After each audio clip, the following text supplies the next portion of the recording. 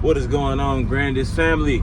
We are back again with another video, episode 2. This morning I got a route going from FedEx, Savannah, Georgia. It's 9 miles. It's not nothing crazy. It's not something long or anything like that. It's 9 miles, giving me $30. So I'll take it. Today's gonna be a good day, lucrative day.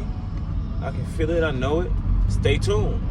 So as I'm doing this call, I want to give you guys some tips on how to start your own courier business, if that's what you so choose to do. First things first, I feel as if, in my personal opinion, when you're a business owner, man, you gotta change your mindset, man. Like that's number one, and that's something that I'm learning.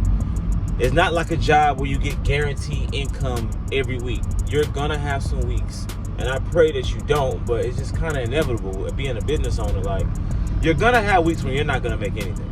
You're gonna have days when you're not gonna make any money. You're gonna have days, where you're gonna be like, damn, did I make the right decision? Did I do this? And don't second guess yourself. Keep faith in God if you believe in a higher power, and stick to your guns and stick to your business plan. But try not to get discouraged. That's one. That's the first thing I would say. It's definitely a mindset shift. You go from relying on others to pay your bills and providing for yourself and your family to now it's solely on you and your relationship with the Lord, relationship with God. I don't want to get too religious on here, but that's just what it truly is. That's what I believe. And after you change your mindset, I would say you definitely gonna need some savings. You definitely gonna need some savings. And that's something that I wish I had done. I wish I saved a little bit more. I had money saved up, but I didn't have as much as I would like.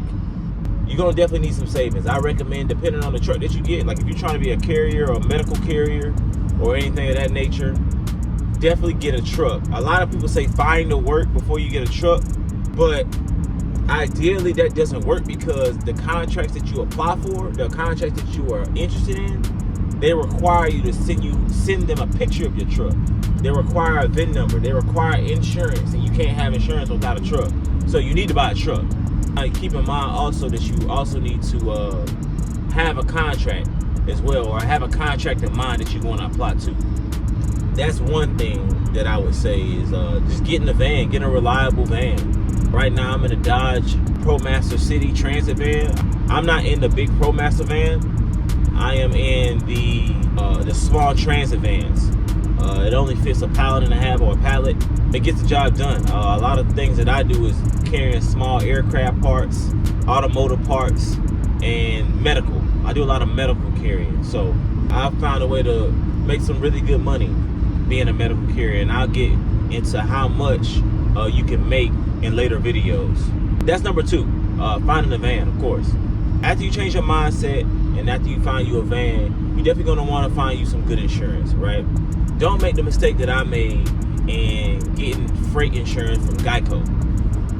Man, I'm paying an insane amount of money every month. You want to keep your range between, try to keep it. I know some people are young, like I'm 25, right? I'm 25. So I know a lot of people are young and they don't have a clean driving record. So if you're under 25 or you don't have a clean driving record, of course your rates are going to be a lot higher. And also keep in mind that your rates are going to be high just because it's commercial insurance. Most contracts require you to have commercial insurance. Most of them.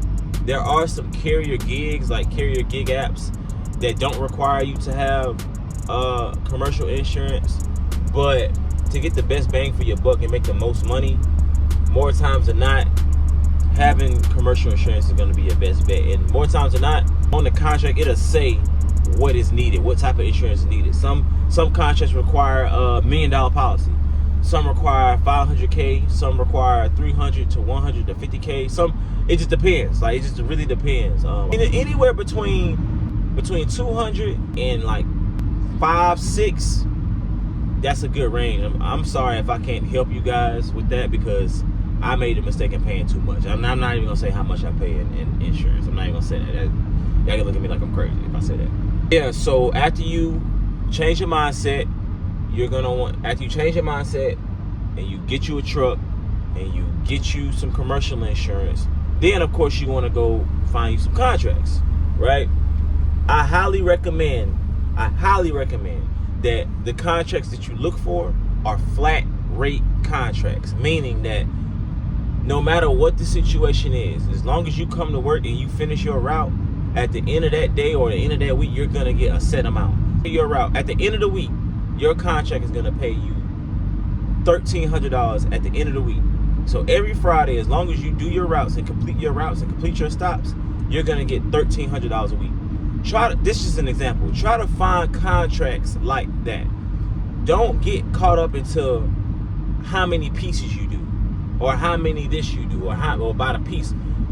Depending on that, only works if you have a huge vehicle. Like if you got a 26-foot box truck or 14-foot box truck, if you got a big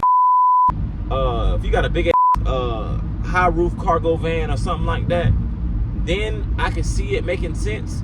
If you're starting out, try to go flat rate. That way you have guaranteed money at the end of the week or every day. I recommend getting out of the mindset of getting paid by the hour, if that makes any sense. I highly recommend doing that, because you don't want to get caught up in, okay, oh, we don't have a lot of boxes for you today. You don't have that many stops today. So your pay is not guaranteed, one, and you have no idea how much you're gonna make for that day. But with that being said, I just pulled up to FedEx right now. I'm about to pick up this package. That way I can go take it downtown on River Street. So number one, you definitely want to change your mindset. Number two, you definitely want to find you a good, reliable van. Number three, you definitely want to have some good commercial insurance. Number four, you definitely want to find a good set contract that's gonna pay you a set amount every week or every day or every 2 weeks. I can come with me to come pick this package up, and we'll be on our way to downtown.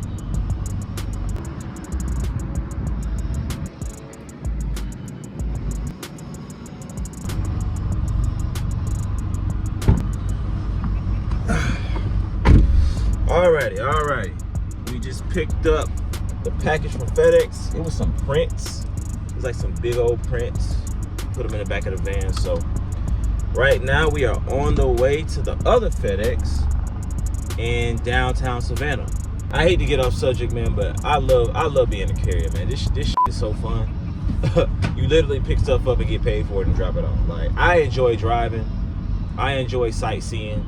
Man, I just enjoy helping others, man. I really am truly blessed that God has blessed me, man, and I'm able to do and start my own business. Yeah, I may not be the richest person in the world yet, but at the same time, I'm fulfilled and I'm able to do what I need to do to feed my family and feed myself, you know what I mean? And I'm truly grateful for everything that God has done for me, man. Like, it's somewhat emotional sometimes, you know what I'm saying? Because it's like, for the longest time, I worked for others and I just really didn't enjoy it.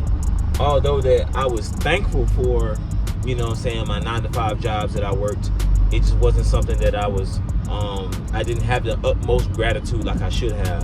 And right now, I'm making less money than I've ever made in a long time. And this is the most gracious and the most gracious I've ever been. And I'm truly happy.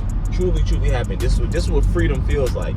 You get to wake up and do whatever you need to do. You know, you get up, you have a set schedule or figure it out, and you just do what you need to do. There's no better feeling than it, to me, to own your own time, to have your own freedom. That's just my personal opinion. But like I was saying, the things that you need to start a carrier business. The first thing we said was you need to change your mindset. That's number one. After you change your mindset, you want to get a reliable van. After you get a reliable van, you want to get some reliable insurance. After you get the insurance, you want to find you a dedicated contract, find you a dedicated route that's going to pay you a set amount. And if you can, find you one that's going to give you some incentives as well. That's going to give you holiday pay. That's going to give you overnight pay. That's going to give you rush pay. So if something needs to be delivered in 24 hours, they're going to give you extra money to deliver it in 24 hours. That's what I highly recommend as well. And the next thing that I recommend after you do those 4 things, the fifth and final thing that I recommend that you would need to start your carrier business is really 2 more things. So excuse me. One, discipline. You really have to be disciplined as far as taking pictures of your receipts. That way you can write them off on your taxes.